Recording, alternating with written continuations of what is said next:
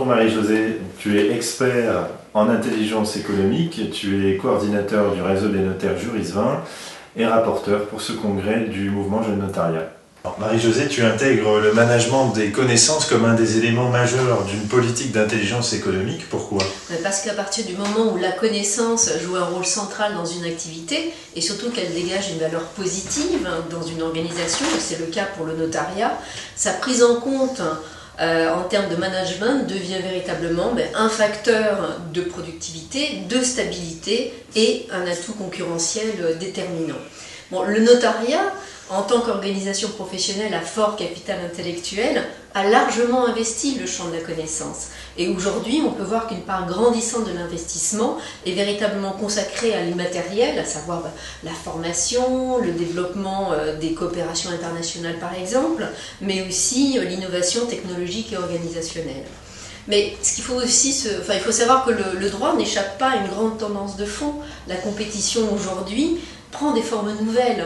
Elle n'est plus simplement sur une valeur, elle ne joue plus uniquement sur une valeur économique ou commerciale ou financière ou technologique, mais désormais la compétition porte aussi sur des paramètres immatériels qui sont par exemple les systèmes de pensée, les normes, bien évidemment le droit, l'image et surtout la capacité à faire naître l'innovation. Donc ça, c'est aussi un élément extrêmement important. Tu privilégies une approche gestionnaire de la connaissance, mais dans quel but ? Parce que la connaissance est un véritable puits sans fond. C'est une matière réputée intangible et invisible, diffuse et polymorphe, incontrôlable car en perpétuelle évolution et surtout inépuisable car elle ne se détruit pas par l'usage. Donc vouloir contrôler la connaissance dans une organisation est une utopie organisationnelle et financière. Donc l'approche gestionnaire doit permettre d'identifier là où les connaissances sur lesquelles porter ses efforts de valorisation et de capitalisation, quelles sont par exemple les connaissances aujourd'hui cruciales, rares sur le marché, parfois inimitables et en tout cas distinctives, qui font véritablement la spécificité du notariat et qui sont à protéger. La cartographie d'identification, de localisation et d'évaluation des connaissances est un passage obligé. Mais par contre, il faut bien réaliser que c'est une véritable difficulté aujourd'hui. Il n'y a rien de moins naturel que de faire état de ce que l'on sait. Et c'est un enjeu qui est extrêmement complexe parce qu'en fait la connaissance traverse toutes les composantes de l'organisation, les composantes managériales, organisationnelles, opérationnelles, etc.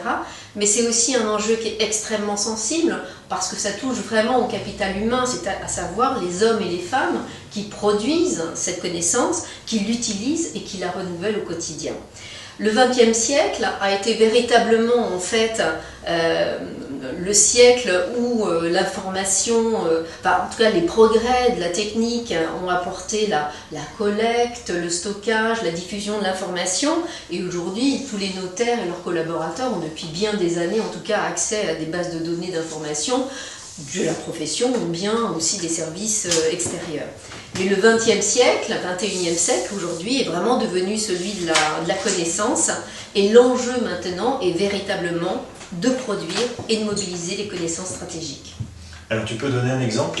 Oui, bien sûr. Alors l'intérêt, ça va être bien évidemment de présenter l'exemple du groupement d'intérêt économique Juris 20, qui est aujourd'hui composé de 45 notaires qui sont tous spécialistes du droit de la vigne et du vin et qui sont aujourd'hui répartis sur les 10 bassins de production nationale. Alors l'enjeu véritable sur ce groupement, c'est de partager, de travailler, de collaborer en réseau. Et nous verrons en fait concrètement les moyens qui sont mis en place pour capitaliser, pour partager, pour mobiliser la connaissance des uns au service des autres et pour le bien de tous. Merci Marie-Josée.